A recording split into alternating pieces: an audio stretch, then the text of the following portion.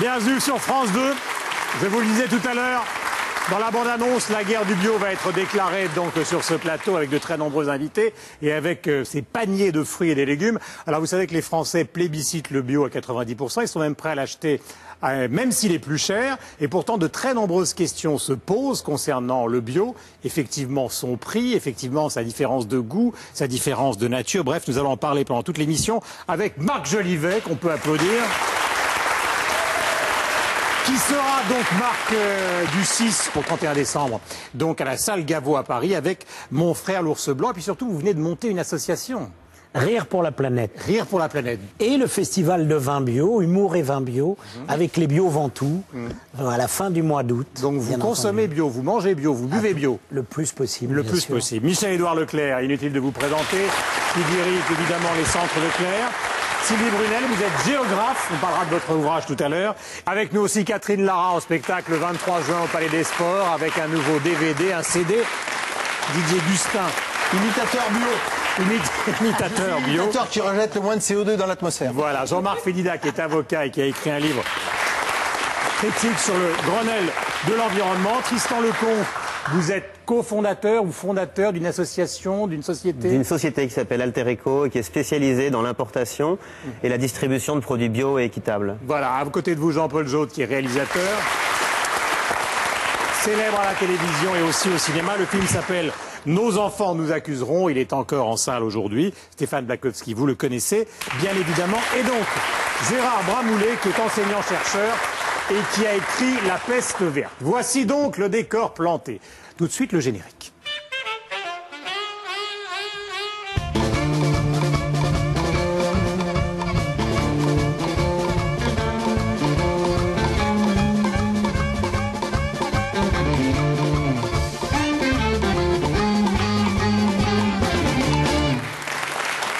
Voilà le bio. Sylvie Brunel me disait tout à l'heure, ça ne ressemble absolument pas à du bio, beaucoup trop propre. Vous savez que l'objet du scandale est une émission où l'on débat, mais où l'on montre aussi un certain nombre de choses. Et voici qu'entre en piste le célèbre Jérôme Bonaldi, la tomate bio. Le problème, c'est que justement, la définition même du bio, elle n'est pas simple. Il faut regarder les règlements, les dérogations, elles sont très nombreuses. Et il y a des produits, on ne sait pas très bien s'ils sont plus bio que d'autres, alors que d'autres sont bio, alors qu'ils ne sont pas bio. Alors moi, j'aurais, à première vue, hein, dans ta main gauche, c'est le bio. Exact. Ouais. Et là, c'est le pas bio. Pas bio. Mais comment tu peux savoir ça, Guillaume? Je sais pas, moi je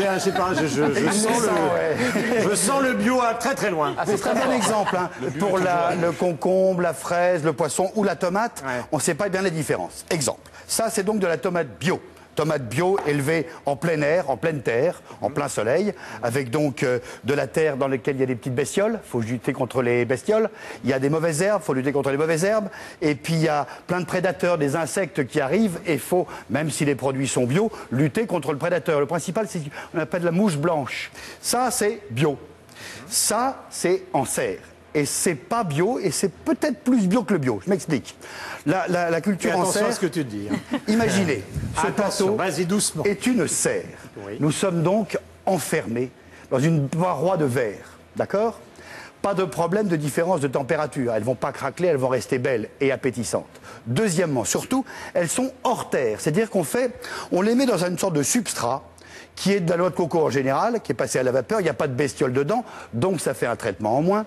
Et ensuite, on lui fait un traitement de goutte à goutte. Ça pousse, c'est du goutte à goutte, on lui amène tous les éléments nutritifs nécessaires, exactement comme dans la nature. Des sels minéraux, des oligo-éléments, du N, du P et du K. Donc la tomate est sur un socle en coco et sous perfusion. Exactement. Non, mais je résume pour ceux qui seraient largués. J'ai juste à vous donner un chiffre. Vous aurez du mal à y croire, et pourtant c'est la stricte vérité. 95% des tomates que nous consommons en France sont des tomates sous serre. 97% des concombres, et c'est à peu près la même chose pour les fraises. Tout le monde se dit « Ah oui, mais moi je connais un petit producteur ». Allez voir, en général la tomate elle est sous serre. Pourquoi est-ce que c'est pas mal la serre? Pourquoi est-ce que c'est, d'après moi, même beaucoup mieux? Donc les racines, vous voyez, elles sont comme ça, elles se baladent comme ça, peu importe. Ça ne pollue pas la terre. On est hors sol. Hein. Deux, ensuite, les fameuses petites mouches blanches, la petite méchante là qui arrive. Comme on est sous serre, eh ben, elle ne peut pas rentrer. Et si jamais elle rentre, on élève dans la serre ce que s'appelle la PBI, la protection biologique intégrée, un prédateur de la mouche blanche. Une guêpe qui s'appelle Ancarsa, qui dès qu'elle voit une mouche blanche, pof, pas de produits chimiques. C'est entièrement naturel. Si bien qu'il y a quasiment pas de traitement chimique, quasiment pas de traitement du tout dans une tomate de serre, alors qu'il y en a obligatoirement beaucoup plus, pas obligatoirement chimique, dans une tomate de pleine terre.